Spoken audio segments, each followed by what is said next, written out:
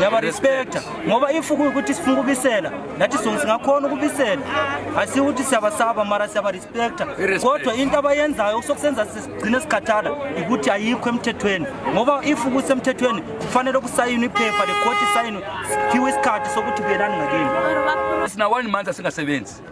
banyizwa ndini sibekezela